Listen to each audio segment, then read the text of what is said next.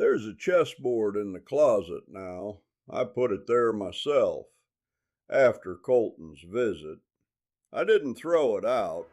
I'm not a man who throws things out. But I couldn't look at it anymore either. So, it's in the closet, in the original box, with the note Carol made in her handwriting, because she had started keeping a log of everything we agreed to, everything that happened, because I had stopped being a reliable witness to my own life. The note says, October 4, 2012, Colton visited, taught him the Queen's Gambit. He won. I don't remember any of it. Not the visit, not the game, not his face across that board. I've seen the photograph Carol took, me in my polo shirt, Colton in his Tennessee Volunteers cap, both of us leaning over the pieces. My face looks normal, present, the kind of face a grandfather is supposed to have. But I was not there. I was somewhere the alprazolam had taken me, which is to say, I was nowhere at all. The body showed up. The mind had been filed under missing. That's what I keep coming back to, not the shame of it. I've made my peace with the shame, or as much peace as a man like me is capable of. What I keep coming back to is the specific quality of the absence. In the Army, we called them MIAs, missing in action. And what you learn when you deal with MIA cases long enough is that the not knowing is its own category of grief. It's different from death. When a man dies, you mourn him and you close the file. When a man goes missing, the file stays open. You don't mourn him the same way because you're still waiting for information that is never going to come. After 28 years in uniform, I know what that feels like. What I didn't know, what Dr. Philip Archer at the Nashville VA never told me, or if he told me I don't remember being told, which is its own dark joke, is that Xanax can do the same thing to years of your life.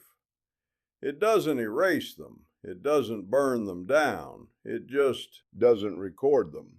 The events happen. The body moves through space. The grandfather sits across the chessboard. But the part of the brain that was supposed to file the memory, to stamp it received and route it to storage, that part was sedated. And so the memory was never made. Not lost, never made.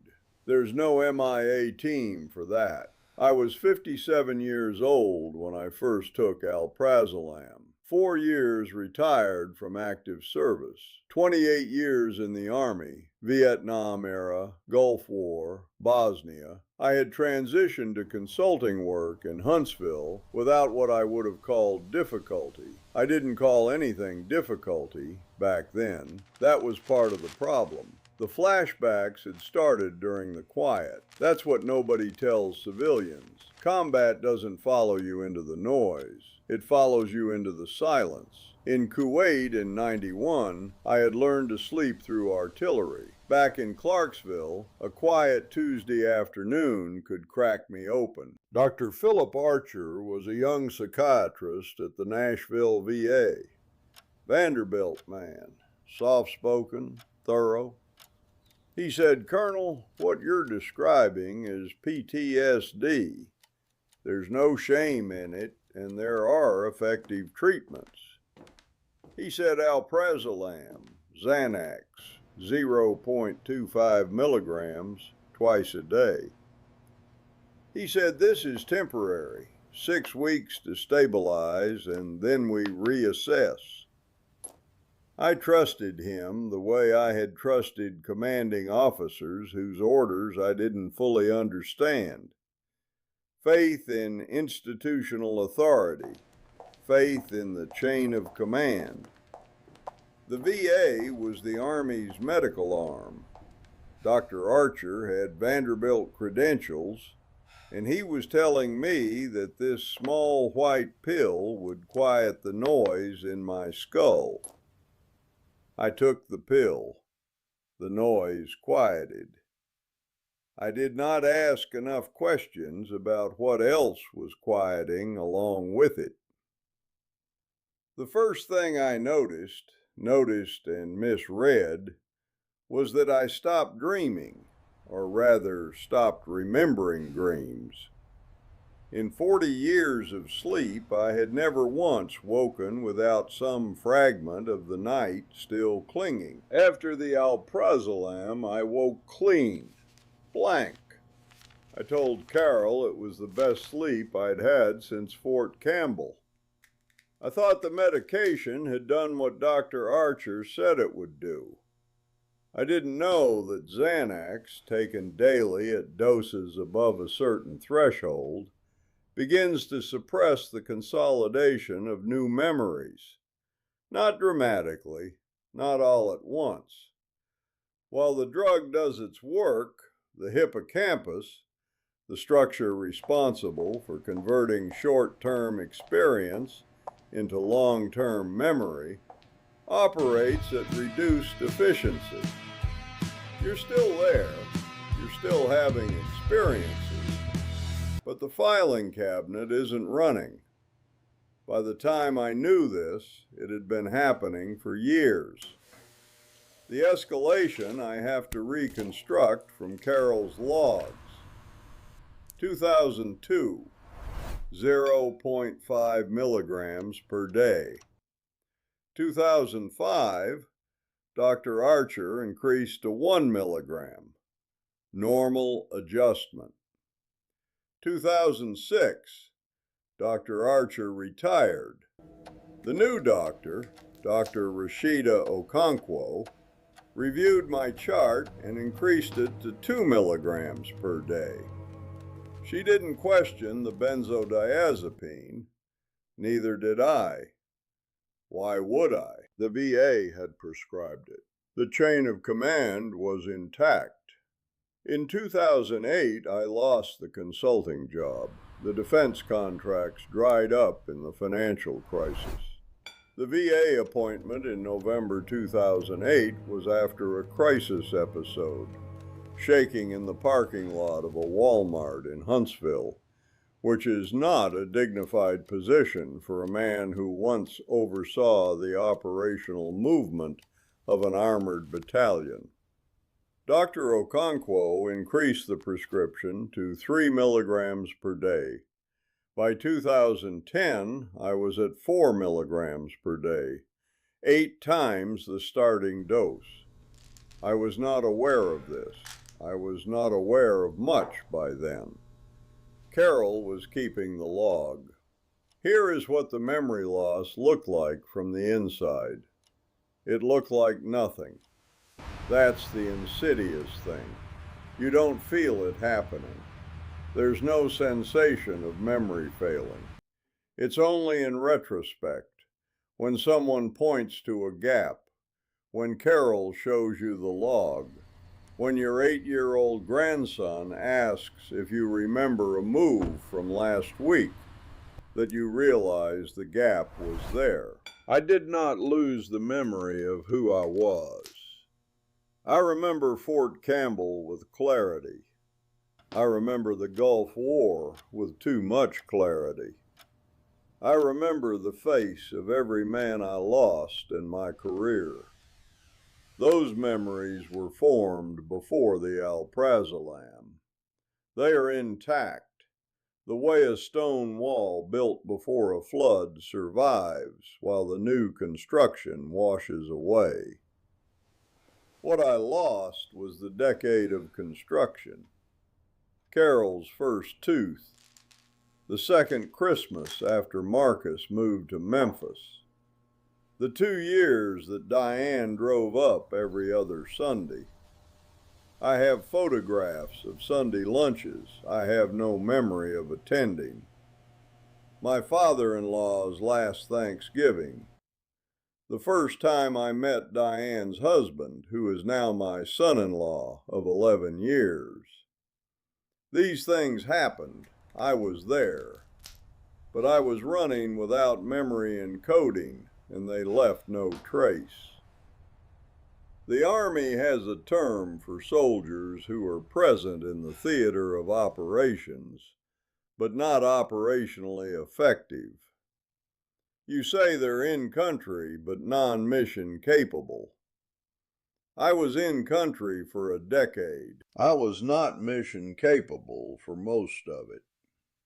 October 4, 2012. Colton was 8 years old. He came to visit with Marcus. We were in the living room with the chessboard. According to the log, I taught him the Queen's Gambit. According to the photograph, we played for 2 hours.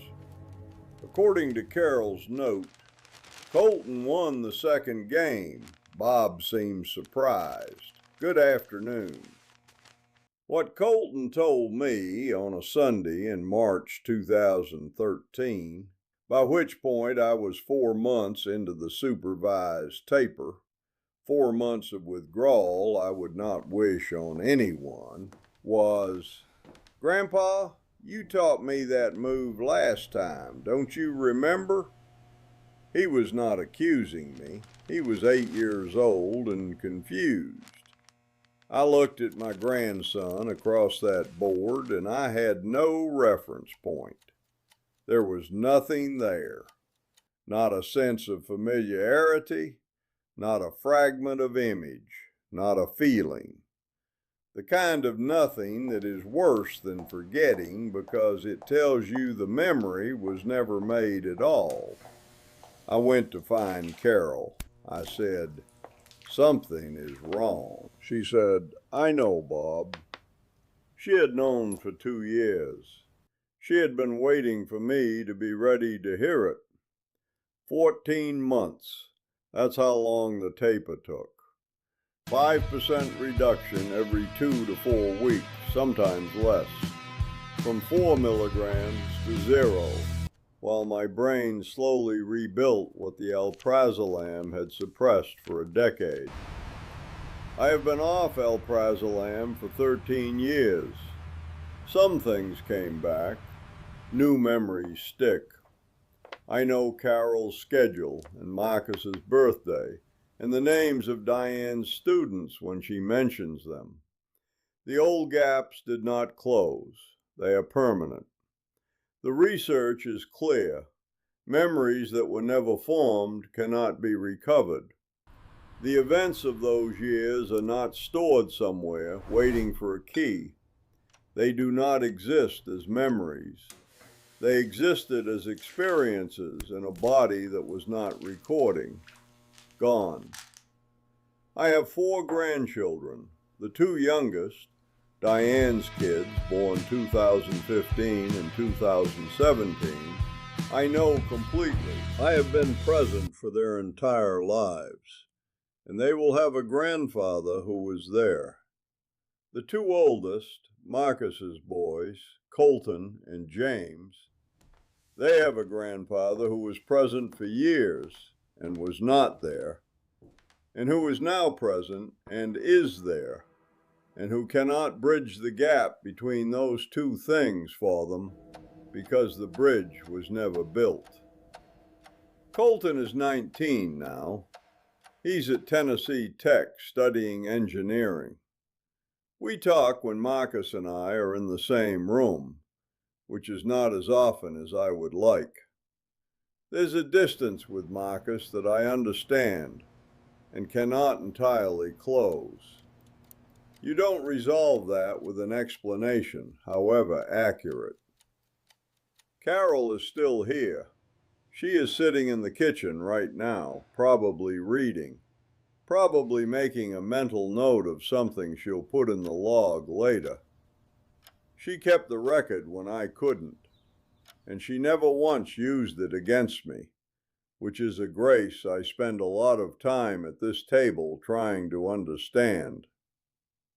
The chessboard is still in the closet. I thought about getting it out for Colton when he came home last Christmas. Didn't do it. Felt like I was trying to rewrite a chapter instead of starting a new one. The light is doing that thing it does in October, coming in at this angle through the window, low and golden. Carol says it's the best light of the year. I've been looking at it from this chair for 13 years. I remember every one of those Octobers. I remember them all. That's the thing about getting your memory back. You understand, finally, with full precision, exactly what it means to have lost it. I should get up. I'm still sitting here.